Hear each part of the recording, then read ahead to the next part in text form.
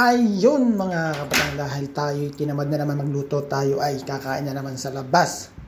So, ang pupuntahan ko ay ang paborito kong place, Timplang Alae. Lomi time na naman tayo. Siyempre, bago muna maglomi, daan muna tayo ng chai. Sarap yan. Ayan na nga mga kapatang, malapit na tayo.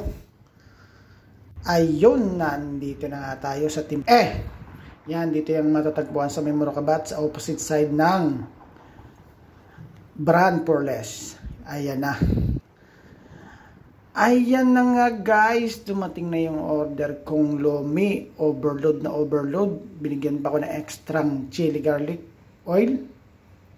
Tapos meron pang onion na napakadami. Siyempre, pipisain muna natin yung sili ng pisang-pisa. Tapos yung lemon. Tapos lagyan mo ng kaunting toyo. Ay, katalo na. Ay, garni nga pala akong kumain ng lomi. Kung ano lang yung part na kakainin ko, yun ang inalagyan ko ng toyo. Dahil yun ang turo ni Bossing, yung may-ari. Ay talagang effective nga naman.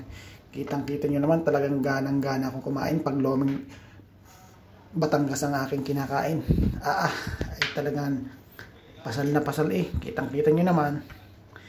Yun lang mga guys. Ang presyo ng lomi dito ay 16 dirham lang.